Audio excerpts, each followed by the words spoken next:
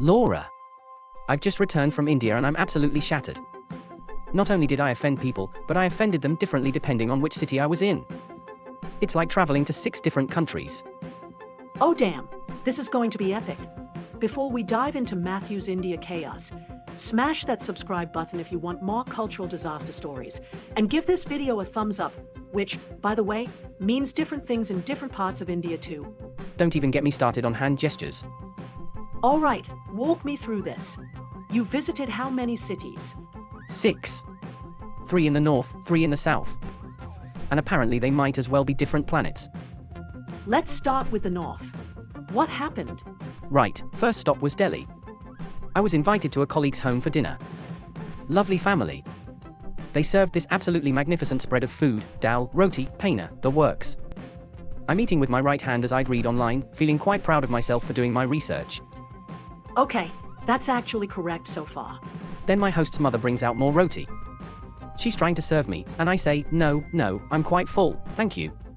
Very polite, very clear. Oh no. She insists. I refuse again. Really, I couldn't possibly eat another bite. She keeps insisting, looking rather upset. This goes on for 5 minutes.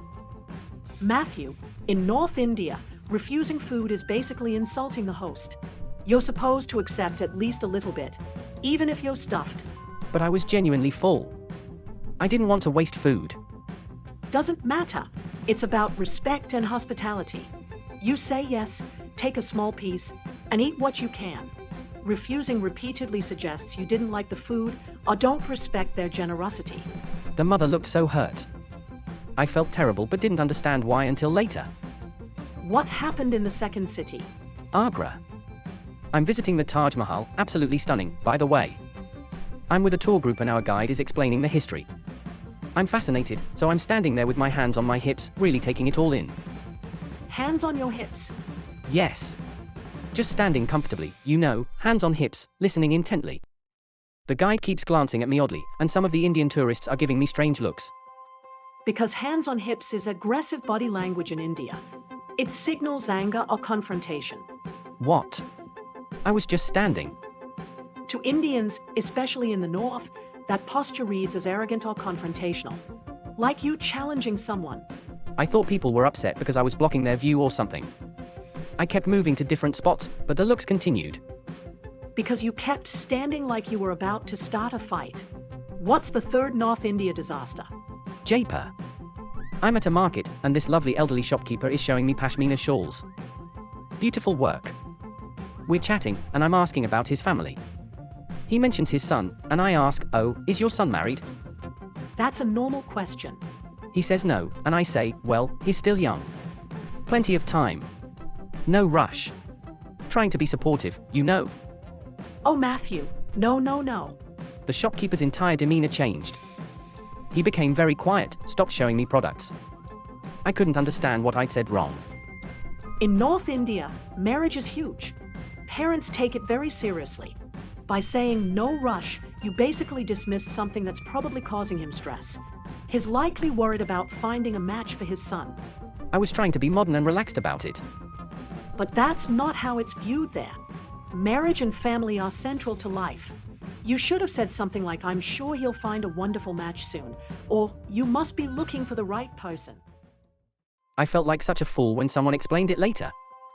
Okay, that's 3 disasters in North India. What happened when you went south?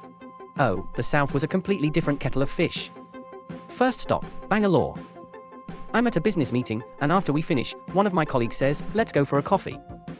So we go to this cafe, we order, and when the bill comes, I reach for it. To pay for everyone? No. To split it. I say, right, let's split this then. And everyone went silent. Like I'd said something obscene. Because in South India, especially in business contexts, the person who invites pays. Suggesting to split is considered cheap. But we all had coffee. Why wouldn't we split it?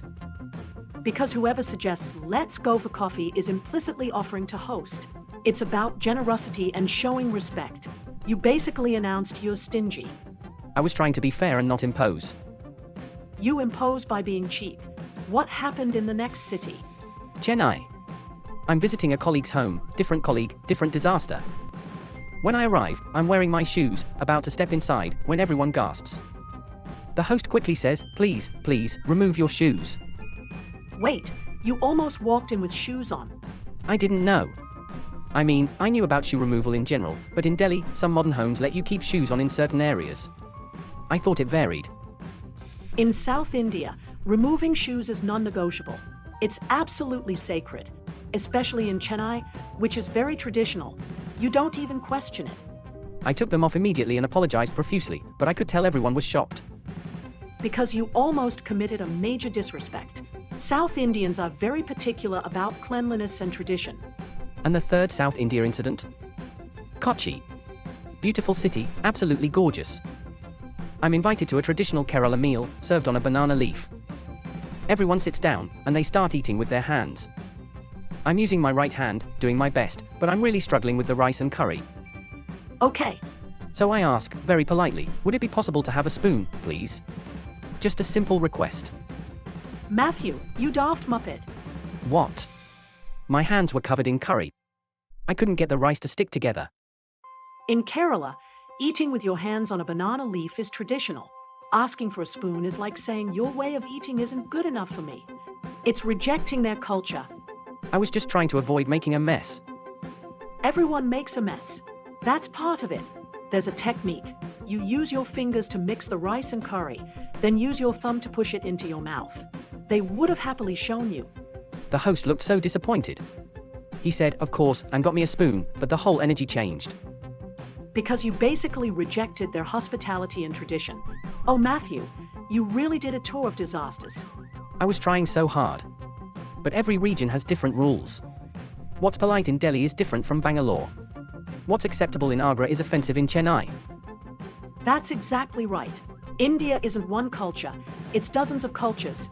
North and South have completely different customs, languages, food, everything. How is anyone supposed to keep track? Research each region specifically. You can't just read India tips and think you're covered. I'm exhausted just thinking about it. Let's break this down for everyone. In North India, always accept food when offered, even if you're full. Just take a small amount. Never stand with hands on hips, it's seen as aggressive. And be careful discussing marriage, it's a sensitive, important topic. Don't be too casual about it. And in South India? Whoever invites for coffee or meals pays. Don't suggest splitting unless you know them very well. Always remove shoes before entering homes, no exceptions. And if you're offered traditional food, embrace it. Don't ask for Western utensils unless absolutely necessary. The shoe thing really got me.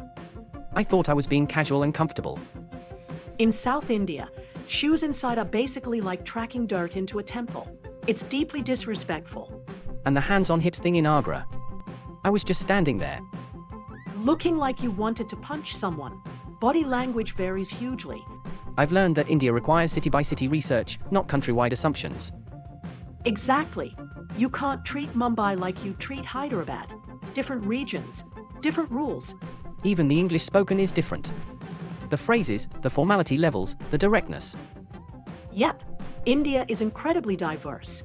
That's what makes it amazing, but also challenging for visitors. I felt like every time I figured something out, I'd move cities and have to start over. That's India. And honestly, that's what makes it so rich culturally. But you've got to do your homework for each specific place. Next time I'm hiring a cultural consultant to follow me around. Or just watch more Etiquette Enigma videos. That's why we're here. Shameless plug, Laura. I know. So everyone watching, India is not one monolithic culture. North and South have different customs, different etiquette, different rules. Research your specific destination. Be humble, be open to learning, and for heaven's sake, take off your shoes in South India. And accept the food in North India. And don't stand like you're ready to brawl. I'm never standing with my hands on my hips again. Probably for the best. And that's the Etiquette Enigma, where Matthew learns that India is basically multiple countries in one. Do your research regionally, not nationally. India deserves that respect. Well said. See you next time. Cheerio.